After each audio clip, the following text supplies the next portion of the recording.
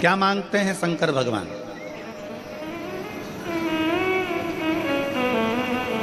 शिव जी के मंदिर में जाकर क्या देना चाहिए? भगवान शंकर तुमसे क्या मांगते हैं? शिव जी कहते हैं, पार्वती खंड में, शिव महापुराण के पार्वती खंड में शंकर भगवान ने कहा है, मुझे वो दो जो तुम्हारा खुद का है, मुझे दूसरे का नहीं चाहिए।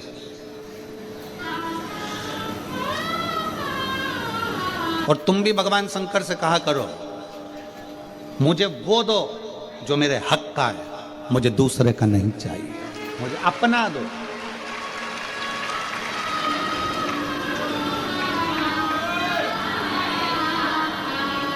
शिव जी क्या कहते हैं पार्वती जी से? पार्वती, संसार में रहने वाला शिव भक्त मुझे वो दे जो उसका खुद का है। अब खुद का क्या है तुम्हारे पास में जो शंकर जी मांग रहे हैं? पैसा, जिसको तुमने दुकान पे बैठ के कमाया, फैक्ट्री में कमाया, वो तुम्हारा है? जम के बोलो जरा। नहीं। घर, जिस पे तुम्हारी रजिस्ट्री में सिग्नेचर हुआ, ठप्पा लगा, साइन हुए, वो तुम्हारा है? नहीं। कपड़े, वस्त्र, आभूषण, पैसा, दौलत, गाड़ी, बंगला, वो तुम्हारा है? नहीं। फूल तुम्हारा है? नहीं। जल तुम्हारा है? नहीं। दूध दही तुम्हारा है? नहीं। अब कहो कि ये शरीर भगवान को दे दे, तो यह भी तो तुम्हारा नहीं है, ये भी तुम्हारे माँ बाप का है, उसने पैदा किया है तुम्हें। जब शरीर ही अपना नहीं है तो ये सारी संपदा अपनी क्या है? तो भगवान करें तू अपना खुद का दे। खुद का क्या है? तो शिव महापुराण की कथा कहती है, खुद का है इस शरीर के अंदर उत्पन्न होने वाला अहंकार। जब तू मेरे मंदिर में आए तो अपना अहंकार मुझे देकर चले जा। वो खुद का है। अहंकार व्यक्ति का स्वयं का होता है। और शिव जी आपसे अहंकार मांगते हैं। लंका के राजा रावण से भगवान शंकर ने कहा क्या था?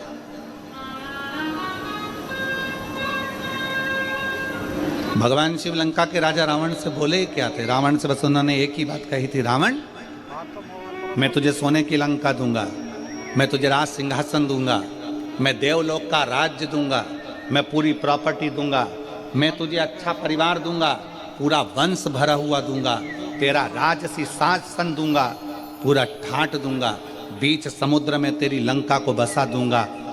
रावण बस एक काम करना कि तू मुझे कुछ देना चाहे मत देना, अहंकार मुझको दे देना, सब कुछ दूंगा, पर तू अहंकार मत लेकर,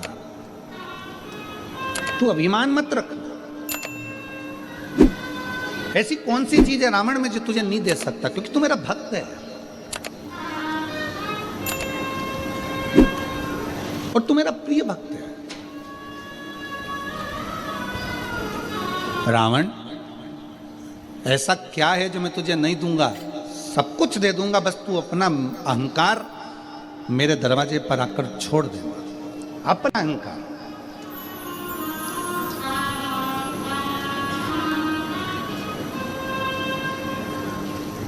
शंकर जी के मंदिर में कौन कौन गया दर्शन करने के लिए? कभी तो गए होगे, एक लोटा जल चढ़ाने के लिए जाते हो, रखो।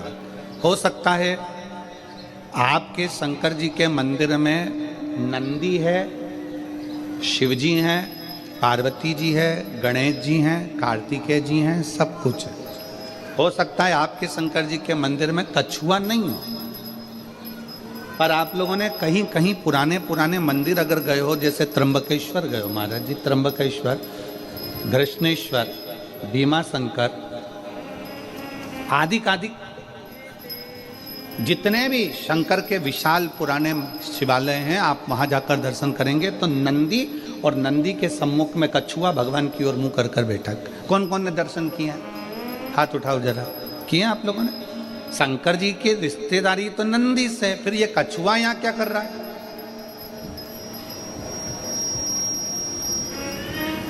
शिव जी के मंदिर में कछुए का क्या काम आ गया? पत्थर का कछुआ बना रहता है, पाषाण का कछुआ बना रहता है, तो कईयों के मन में विचार आता है कि शंकर जी के मंदिर में तो नंदी होना चाहिए। शिव जी के मंदिर में सामने नंदी होता है तो कछुआ भी होता है, शंकर के मंदिर में कछुए का क्या काम है? ये कछुआ क्यों है? शंकर भगवान इस कछुए को अपने पास में क्यों रखे? शिव जी को तो नंदी रखना चाहिए, फिर कछुआ क्यों? कछुए को भगवान शंकर अपने पास इसलिए रखते हैं, जब कोई उसको तंग करता है तो वो अपने हाथ पैर मुख सबको समेट लेता है, सबको समेट और अंदर समेट कर बैठ जाता है।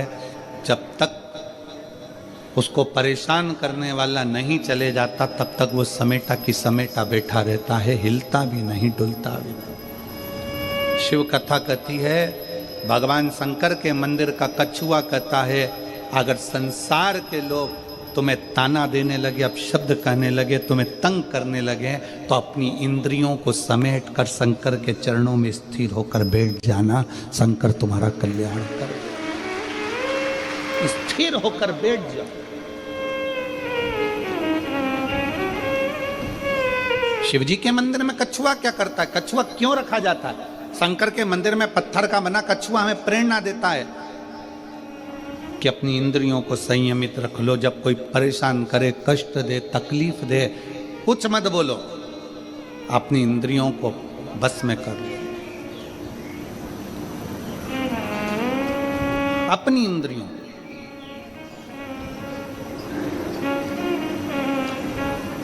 और जब वो इंद्रियां आपके बस में हो जाएगी तो फिर आप धीरे से चलना प्रारंभ करना, जैसे कछुआ चलना प्रारंभ करता है और अपने मंजिल तक पहुंच जाता है। कछुआ क्यों शंकर जी रखें? क्योंकि कछुए में एक और श्रेष्ठ बात है। कछुए की सबसे श्रेष्ठ बात यह है कि कछुए को उल्टा घुमा लो, सीधा घुमा लो, पटक कर, घुमा कर, कहीं पर भी, पहले कछुआ अगर इधर जा रहा है तो उसकी दिशा बदल दो, कहीं पर भी ले जाकर छोड़ दो, कछुआ थोड़ी देर के बाद में जिस दिशा में जाता था उस दिशा में वापिस चलने लगता है। कछुए का नियम है, वो अपनी दिशा नहीं छोड़ता। आपसे भी निवेदन भगवान शंकर की कथा करती है कि कछुए को चारों तरफ घुमाकर छोड़ दो, परंतु कछुआ जहां जा रहा था वहीं जाता है। इसलिए आप सबसे निवेदन है, बहुत सारे लोग आएंगे, तुम्हें भड़काएंगे, भ्रम डालेंगे, शंकर को जल मत चढ़ा, पानी मत पी, हमारे पास आ, हम वहाँ चलते हैं, वहाँ चलेंगे, वहाँ बैठेंगे, हमारा धर्म अपना ले, हमारी ओर चले जा। पर याद रखना, कछुआ चारों तरफ घूम लिया, आखिरी में वहीं गया जहां कछुआ जा रहा था। तुम्हें भी कोई भटका दे, भरमा दे, आखिरी में सनातन धर्म की ओर बढ़ेगी जाना। आखिरी में शिव तत्व की ओर जरूर जाना, भगवान शंकर की शरणागति की ओर जरूर जाना। एक लोटा जल चढ़ाने के लिए शंकर के शिवालय में, मंदिर में जरूर पहुंचो, जरूर।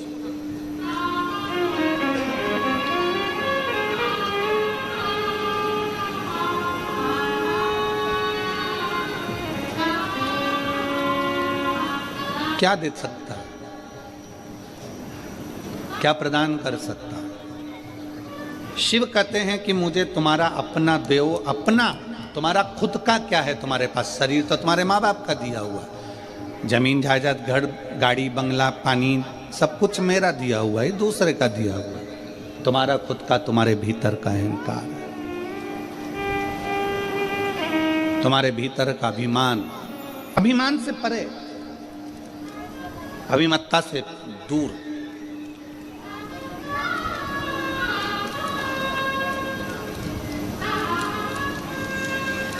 शिव कथा कर रही है, भगवान शंकर का चरित्र कर रहा है। शिव महापुराण की कथा कहती है, रावण से भगवान शंकर ने कह दिया था कि तू अपना अभिमान मेरे चरणों में जब जब मिलने आए, जब जब तू दर्शन करने आए, तो अपना अभिमान मेरे पास छोड़।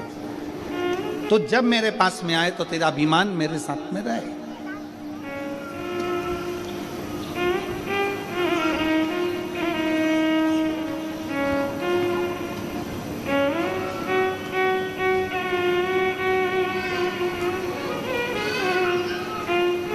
हम शंकर जी के मंदिर में लोटा लेकर जाते हैं, एक लोटा जल, जम के बोलो सारी समस्या का हल। हम शिव जी के मंदिर में एक लोटा लेकर जाते हैं। लोटा दर्शाता है हमारे मस्तिष्क को, हमारे शरीर को, हमारे पूरे विग्रह को लोटा दर्शाता है। अगर आप लोगों ने आयुर्वेद का स्मरण करेंगे या फिर आप शास्त्रों को उठाकर नहीं देख सकते तो गूगल को सर्च मारना, यूट्यूब पे सर्च मारना कि गिलास का जल और लोटे का जल दोनों में जमीन आसमान का अंतर है। जब तक व्यक्ति लोटे से पानी पीता रहा, लोटे से जल पीता रहा, तब तक उसके पेट में कभी बीमारी नहीं आई। उसने ये अंग्रेजों का लाया हुआ गिलास का पानी पीना चालू करा, तब से बीमारियां पेट की इतनी बढ़ गई कि व्यक्ति को दुख का जीवन जीना पड़ा। आप नेट पे सर्च मारिएगा, आप गूगल पे सर्च मारिएगा कि शिव महापुराण का ये संवाद, शंकर भगवान पर एक लोटा जल जब हम चढ़ाते हैं, उसका आचमन करते हैं, उसको पीते हैं, तो उसका फल लोगों को क्यों मिल रहा है? आज दुनिया के लोगों को आश्चर्य की बात है कि लोटे का जल चढ़ाकर सारी समस्या का हल, एक लोटा जल। आखिर लोटे के जल में ऐसा क्या हो जाता है कि शंकर जी पे चढ़ाया और वो अमृत का काम कर जाता है, शरीर ठीक हो जाता है।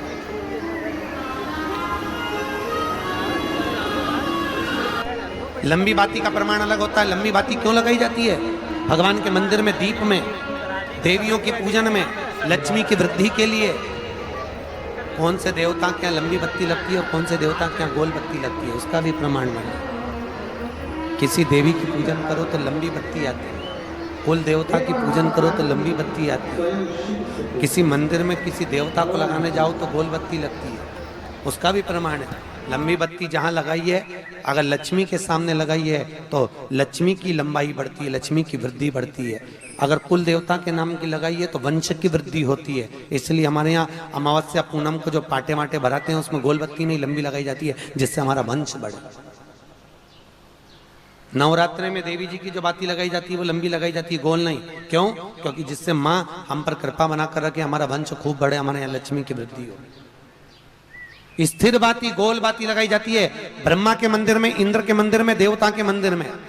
तुलसी के सम्मुख में लंबी बाती नहीं लगती, तुलसी के सम्मुख में गोल बाती लगाई जाती है महाराज, जिससे स्थिरता का भाव केंद्रित हो। स्थिरता का भाव।